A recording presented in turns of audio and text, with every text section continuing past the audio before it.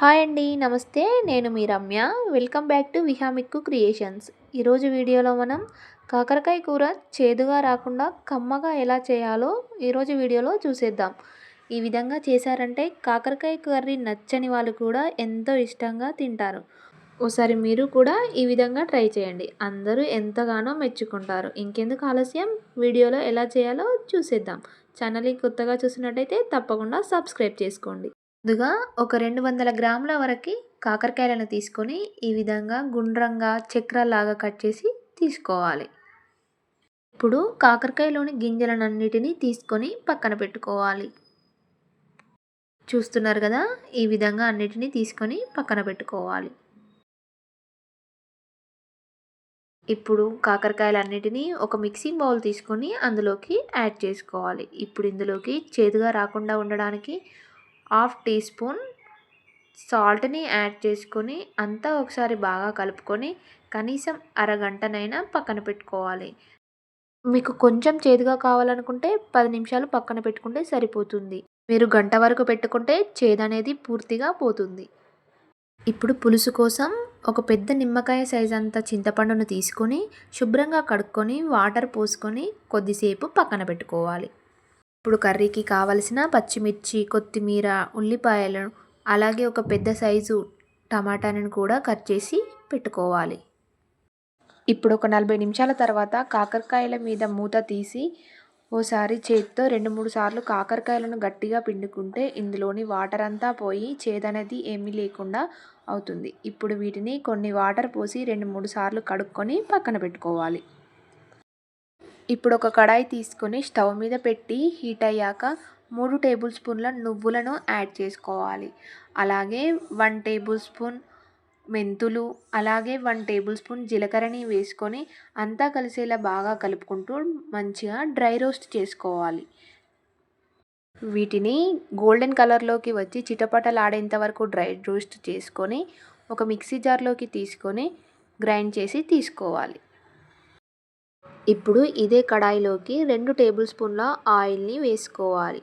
Oil కొంచెం heat అయ్యాక ముందుగా శుభ్రంగా కడిగి పెట్టుకున్న కాకరకాయలను వేసుకొని స్టవ్ని మీడియం ఫ్లేమ్లో పెట్టుకొని మంచిగా డీప్ ఫ్రై చేసుకోవాలి.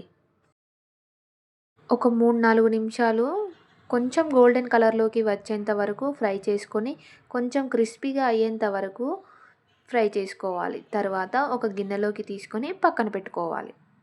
చూస్తున్నారు కదా, చూపిస్తున్న విధంగా ఫ్రై చేసుకొని పక్కన పెట్టుకుంటే సరిపోతుంది. ఇప్పుడు ఇదే కడాయిలోని ఆయిల్లోకి 1 టేబుల్ స్పూన్ జీలకర్రని వేసుకోవాలి. మీకు ఆయిల్ సరిపోకపోతే మరికొంచెం ఆయిల్ని యాడ్ చేసుకోండి. తరువాత ముందుగా కట్ చేసి పెట్టుకున్న పచ్చిమిర్చిలను వేసుకోవాలి. అలాగే ముందుగా కట్ చేసి పెట్టుకున్న ఉల్లిపాయలను కూడా వేసుకొని ఓసారి అంతా కలిసేలా బాగా కలుపుకొని కొంచెం ఫ్రై చేసుకోవాలి. ఉల్లిపాయలు, పచ్చిమిర్చి కొంచెం ఈ విధంగా ఫ్రై అయ్యాక ఇప్పుడు ఇందులోకి 1 టేబుల్ స్పూన్ అల్లం వెల్లుల్లి పేస్ట్ని వేసుకోవాలి. అలాగే 1 టేబుల్ స్పూన్ పసుపుని కూడా వేసుకొని ఓసారి అంతా కలిసేలా బాగా కలుపుకొని పచ్చివాసన పోయేంత వరకు మంచిగా ఫ్రై చేసుకోవాలి. ఈ విధంగా ఫ్రై అయ్యాక ఇప్పుడు ఇందులోకి ముందుగా కట్ చేసి పెట్టిన టొమాటో ముక్కలను వేసుకోవాలి. ఈ విధంగా టొమాటో ముక్కలను వేస్తే కర్రీ అనేది మరింత టేస్టీగా ఉంటుంది. మీకు నచ్చకపోతే టొమాటో ముక్కలను స్కిప్ చేయొచ్చు, కానీ టొమాటో ముక్కలను యూస్ చేస్తేనే కర్రీ అనేది మరింత టేస్టీగా ఉంటుంది. ఇప్పుడు ఒక రెమ్మ కరివేపాకును వేసుకొని ఓసారి అంతా కలిసేలా కలుపుకొని ఒక 2 నిమిషాలు టొమాటోలను మంచిగా మగ్గించుకోవాలి.